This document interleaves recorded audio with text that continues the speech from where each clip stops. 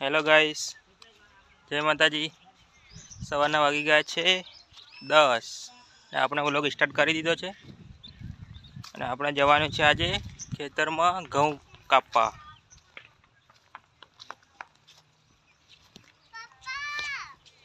હા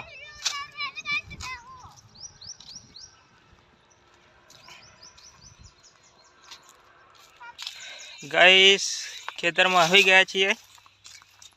પાછળ સાક્ષી પણ આવી ગઈ, અમિતા પણ આવવાની છે।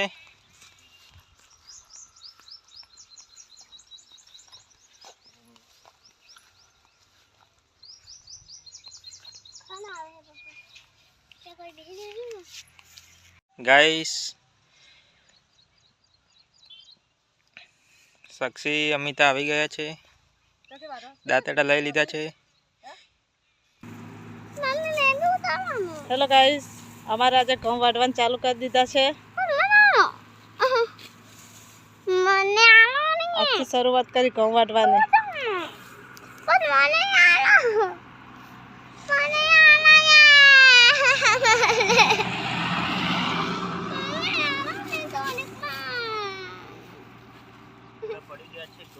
ઘઉં પડી ગયા છે, થોડા પડી ગયા અને ઊભા છે ને હવે વાઢવાની શરૂઆત કરીએ ધીરે ધીરે। હવે એક તો હાલ મજૂર મળતા નથી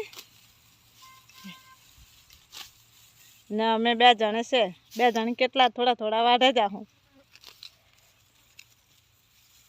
આ મારી સાક્ષી વિડિયો ઉતાર્યો થોડું કરો મને આલો તમે જતી વાર ઉતારતા મને બે ઉતારવા દે ને ઉતારવા દે ને કાપરી બધી હાથે જ આવે નવા જાતે। અમિતા પણ વાઢવાનું ચાલુ કર્યું છે ગાઈસ।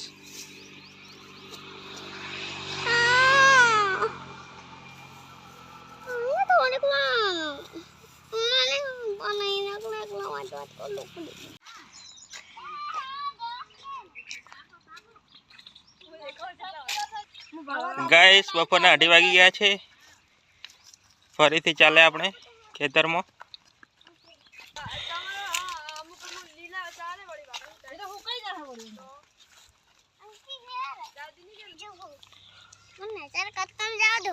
સવારમાં આવ્યા હતા મિત્રો, આટલા કાપી દીધા।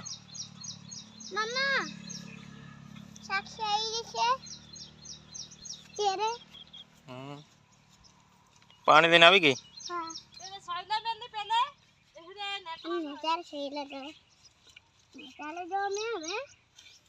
ચલો મિત્રો, તો ચાલુ કરીએ હવે।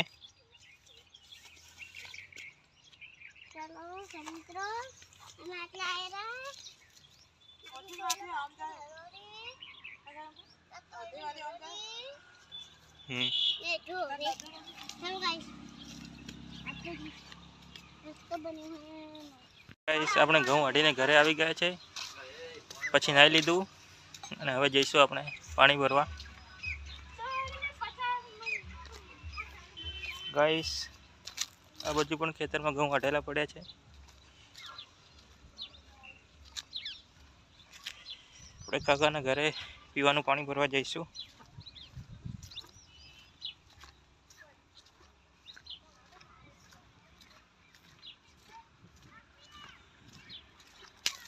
અમિતા પહેલાથી પાણી ભરવા આવી ગઈ હતી।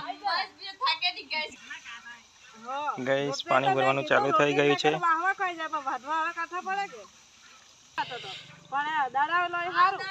ગાઈસ, આ ખેતર કાપી દીધું છે ફાઇનલી।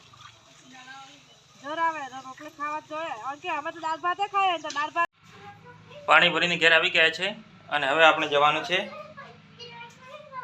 ગામમાં। આજે ગાઈસ, સેવ ટમાટરનું શાક ખાવાની ઈચ્છા થઈ ગઈ છે, તો આપણે ગામમાં જઈશું સેવ લેવા। એટલે ગાઈસ, આપણે દુકાનથી ઘરે આવી ગયા હતા અને આપણે બનાવીશું આજે સેવ અને ટામેટાનું શાક। તો મિત્રો, ડુંગળી ટમાટર શેકાઈ રહી છે।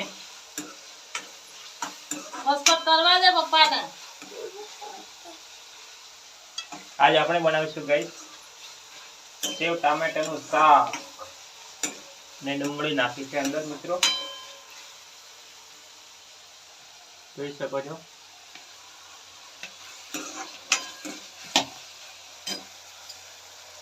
ગાઈસ રોટલી બનવાનું ચાલુ છે અને આપણે પેલી સામે સેવ બનાવી દીધી છે અને અમે ત્યાં રોટલી બનાવી છે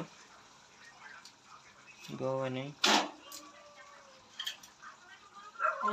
ગાઈસ અમારા વિડીયો ગમે તો લાઈક સબસ્ક્રાઈબ અને શેર કરી દેજો. જય માતાજી. થાકી ગયા એટલે બીજો આગળ